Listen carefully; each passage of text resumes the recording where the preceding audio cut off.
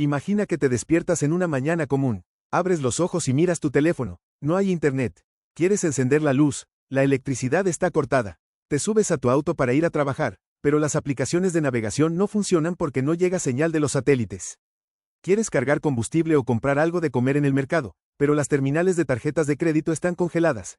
El sistema bancario ha colapsado por completo. No necesitas una enorme flota de aviones de guerra o una bomba nuclear para crear este escenario apocalíptico, donde un país entero regresa a la edad oscura en cuestión de segundos.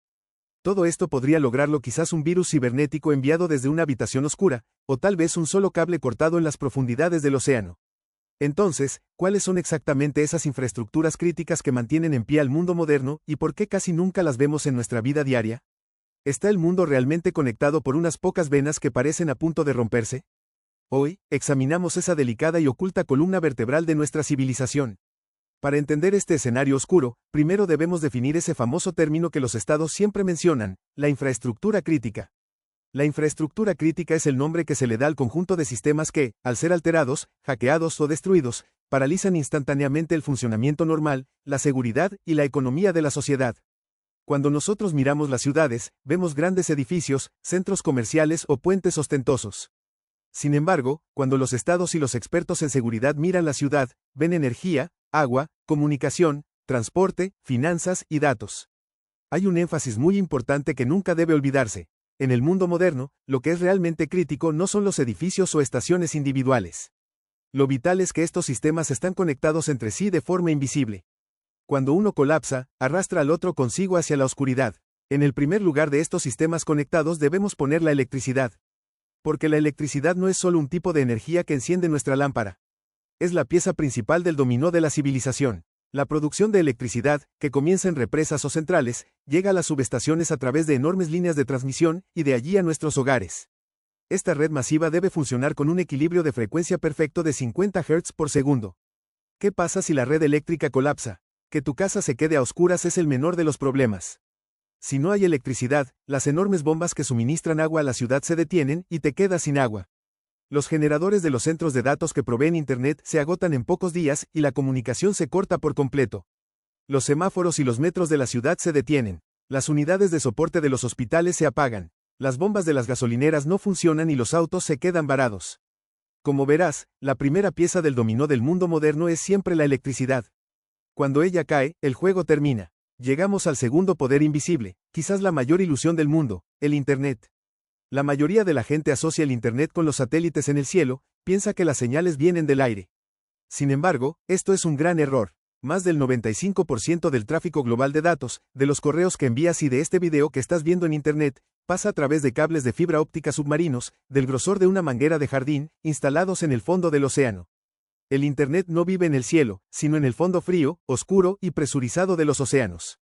En los últimos años, los accidentes con anclas de barcos y los cortes de cables intencionados en el estrecho de Taiwán o en el estrecho de Hormuz nos mostraron de nuevo, de una forma muy dolorosa, cuán peligrosamente frágil es esta infraestructura invisible. El destino de la economía digital global ha quedado a merced de los peces y de las anclas de los barcos. Cuando esos cables en el fondo del océano llegan a tierra firme, entran en edificios de hormigón enormes, fríos y sin ventanas. Estos son los centros de datos. Antiguamente, estos edificios se veían solo como aburridas salas de hardware donde se guardaban sitios web. Pero hoy la situación es completamente distinta.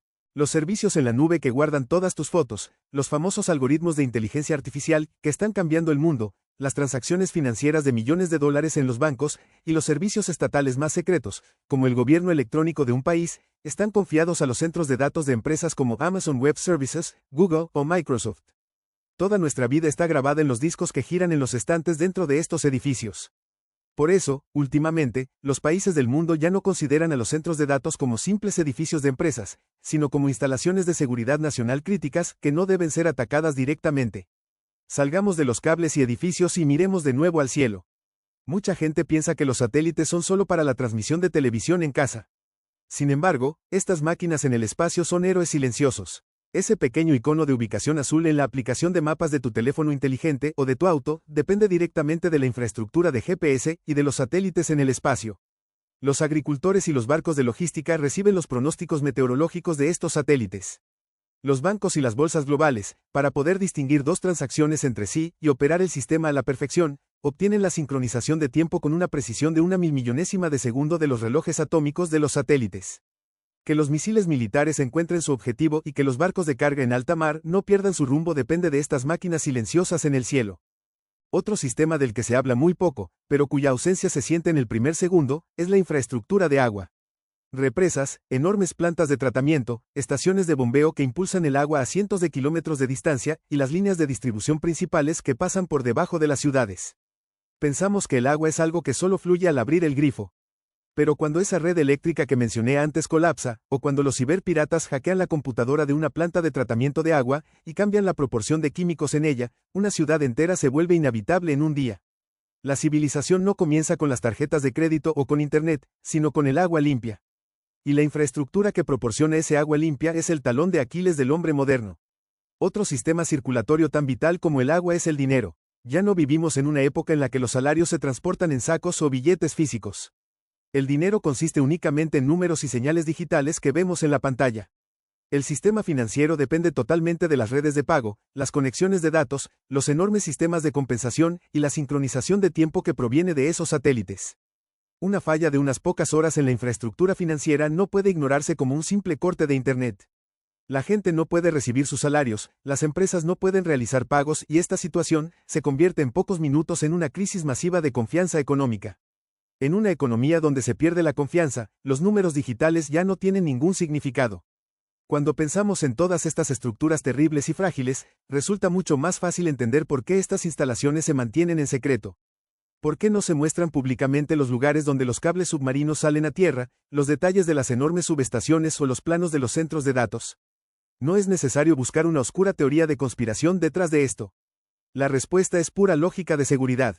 Estos datos se ocultan para reducir los riesgos de sabotaje de organizaciones terroristas malintencionadas, para dificultar los preparativos de ciberataques internacionales y para no crear una vulnerabilidad estratégica física contra países enemigos. La regla principal es esta: no todo es completamente secreto, pero tampoco se deja cada detalle abierto a todo el mundo. Es mucho más difícil para el enemigo destruir algo si no sabe dónde está. Sin embargo, para mantener el equilibrio, también debemos mencionar una realidad.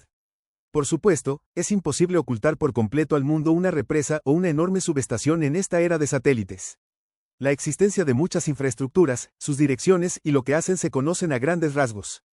Sin embargo, los puntos de conexión sensibles dentro de ese sistema, las arquitecturas de software, las topologías de respaldo y los mapas de ingeniería detallados, como por qué línea secreta se redirigirá la electricidad en un momento de crisis, se comparten de forma limitada solo con los funcionarios de más alto nivel.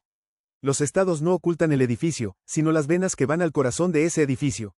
Lleguemos a la parte más impactante, la pesadilla de los expertos en ciberseguridad y estrategas, los choke points, es decir, los puntos de estrangulamiento.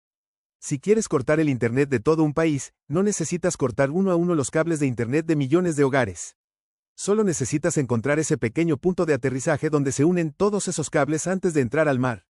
O en lugar de 10.000 transformadores, golpeas ese gran nodo de transformación clave que conecta dos ciudades gigantes.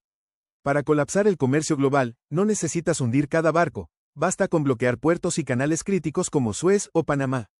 A veces, los sistemas más grandes y poderosos del mundo dependen de los nodos más pequeños y vulnerables.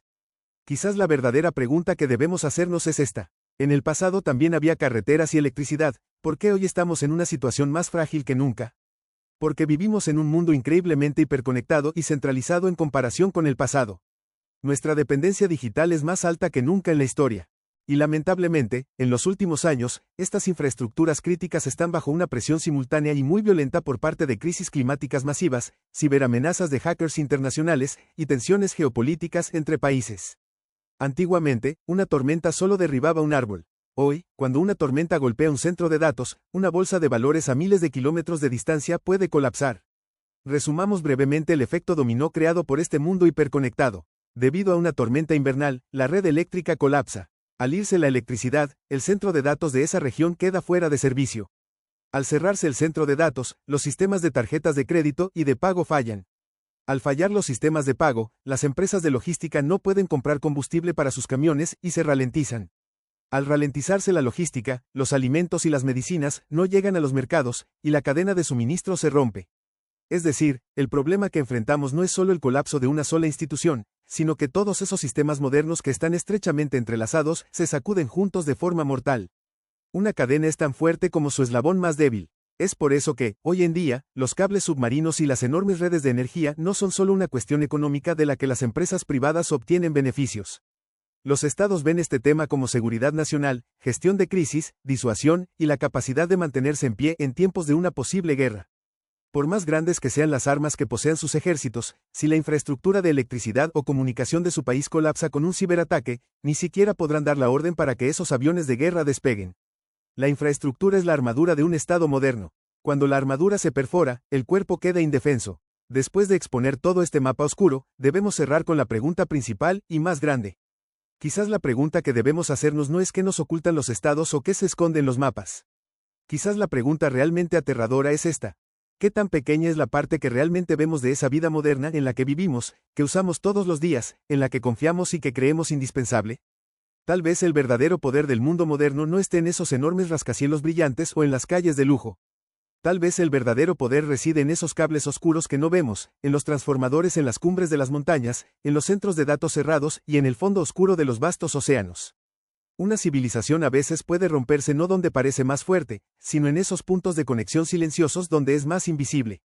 ¿Y tú, qué piensas sobre esto? ¿En cuánto tiempo crees que este efecto dominó tocaría a tu puerta si ocurriera una crisis de infraestructura en tu propia ciudad o país?